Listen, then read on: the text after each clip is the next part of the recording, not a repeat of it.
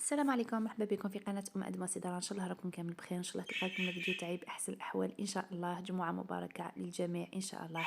اليوم كما تشوفوا معايا راح ندير معكم وصفة تاع السلق أو كريات بالسلق، يجيو بزاف بزاف بنان، خاصة يعني الناس اللي تحب السلق. بلا ما نطول عليكم نروحوا مباشرة للوصفة. هنا بالنسبة للوصفة هنا عندي زوج ربطات تاع يعني السلق. أنا استعملت هاد النوع هذايا تاع رقيق خلاص. مم شوفوا يعني مم هذوك العيدان يعني رقاق خلاص. نقطعه ونديرو هكا درتو هكا يعني في طنجرة، نزيد عليه شوية تاع الملح ونخليه يعني يطيب. يعني ما نزيد لا الماء لا ريان دو تو، يعني نخليه هكا يطيب فوق هذيك الطنجرة ونغطيه كما تشوفوا معايا هكا. ويعني يعني يدبل يعني من 10 دقائق تسيبوه خلاص دبل. وهذيك لا كونتيتي كامل راحت، يعني هذا هو السلق. فوالا هكذا نخليه ينشف كامل بهذاك الماء.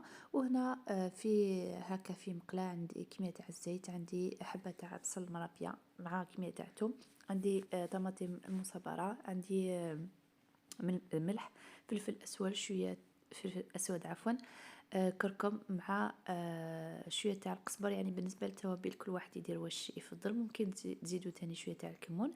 هنا بالنسبه لهذيك المقله رايحه نحطها هكا فوق النار كما تشوفوا معايا باش نقلي هذاك الثوم البصل والطماطم. هنا اللي عنده طماطم تاع الحب ممكن يزيد طماطم يعني تاع الحب. هكذا نحرك هكا كلش، يعني نقلي الكل مع بعض هكا. يعني كما قلت لكم وصفه سهله بزاف ولا فيريتي جات بزاف بنينه. يعني دي فوا يكون عندنا السلق بصح نحيرو واش نديرو يعني به هكذا. وبيان سور هنا في جهه عندي هذاك الزيتون، يعني كميه تاع الزيتون غليته زوج خطرات باش نحيلو هذيك الملوحيه. وهنا زدت مع هذيك لاصوص ونخليهم هكا فوق النار. بيان سور نمرق هكا ببول هكا تاع الماء، يعني كل واحد يدير يعني الكميه اللي يفضلها تاع لاصوص، ونخلي الكل هكا يطيب. يعني نغطي على الطنجره ونخلي الكل يطيب هكذا. ومن جهه واحده اخرى هنا عندي هذاك لو بول. هنا عندي كميه تاع لا فيونداشي، عندي حبه تاع البيض، عندي شويه تاع معدنوس، بيان سور عندي شويه كركم، ملح، فلفل اسود، و ونصف الكميه تاع هذاك البصل اللي رحيت مقبيلات، نص درتو هنايا ونص درتو في الطنجره. وبيان سور مع هذاك الثوم. وبيان سور عندي لا شابلور، عندي حوالي 3 مغارف كبار تاع لا شابلور او خبز اليابس المرحي. وهنا عندي هذاك السلق، يعني كي نحيتو يعني عصرته مليح مليح بين يديا هكا باش نحيلو كامل هذاك الماء. وكما قلت لكم يعني كي ديروا الله يبارك ديروا بزاف، لكن كي تجيو يعني كي ينشف يعني تسيبوا فيه كميه صغيره. بالنسبه لافيونداشي عندي واحد 350 غرام هكاك اللي استعملت انايا. وبيان سور هذا يرجع يعني كل واحد ومقدوره، ممكن تبدلوه بافيونداشي تاع يعني تاع البولي، ولا ديروا كميه تاع الرز.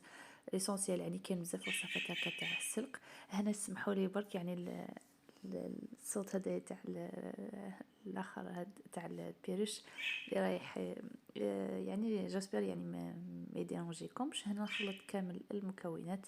هنا كما قلت لكم لازم نخلطهم يعني فريمون تري بيان هكذا. بالنسبه للبيض استعملت حبه فقط لان الكميه هنا جات صغيره. اذا عندكم كميه اكبر استعملوا زوج حبات تاع البيض. هنا بالنسبه لهذاك البصل كما قلت لكم قبيلات، يعني درت النص هنا والنص في الطنجره.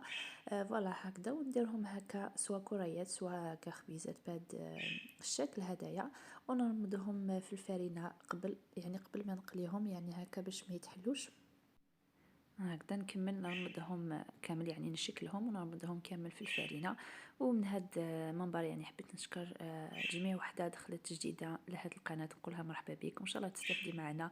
واذا عندك يعني يعني هكا نصائح ولا تقدميهم للقناة يعني ماذا بك هكا باش نحسن من يعني من القناة.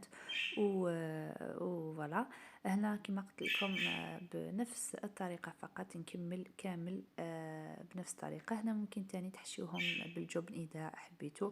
أنا استعملتها فقط هكا، لكن بالجبن تاني تجي بزاف بزاف بنينة هكذا. يعني سورتو يعني الاولاد كامل يعني هايله، سورتو كي تكون هكا كي تكون هكا دي بولات يعني ياكلوها بالخف.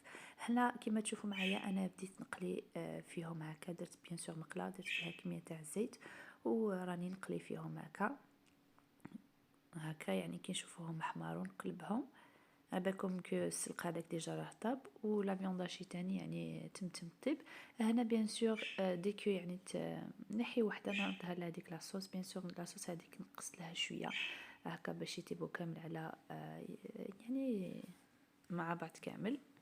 كما قلت لكم هنايا هامليك يعني بعد ما قليت كميه لاباس بها نحطها ديريكتومون في لاصوص ونكمل بهذه الطريقه ونخليهم هكا يتجمروا يعني حوالي هكاك 5 إلى 10 دقائق فقط يعني كل راه طايب تري بيان. هكا نخليهم فوق النار. اذا حبيتوا تزيدوا شويه تاع لاصوص ممكن تاني تزيدوا شويه تاع الماء.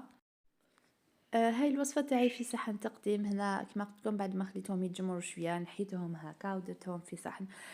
كما قلت لكم يعني وصفة هايلة بزاف. ونسيت ما قلت لكمش تاني اذا حبيتوا ما عندكمش زيتون ممكن تبدلوها يعني بالحميصه تاني تجي هايله ان شاء الله. رايحه ندير معكم بزاف وصفات تاع السلق بما انه يعني سي لا بيريود تاع السلق تاني. هاي اللي كما قلت لكم يعني جات تشهي ويعني الزوج عجبته بالبزاف ميم الدراري تاني يعني كلاوها يعني ديريكتومون. هامليك انا هنا حليت لكم هكا وحده باش تشوفوها. شوفوا يعني كيفاش جا هذاك السلق وهذاك لا فيونداشي حاجه توب صراحه. فوالا انا هنا لحق لي نهايه الفيديو. ان شاء الله عجبتكم لا فيديو عجبكم الفيديو وعجبتكم الوصفه وان شاء الله تجربوها. ودوكا ما بقى لي الا نقول لكم دمتم في رعايه الله وحفظه والى الملتقى ان شاء الله. سلام.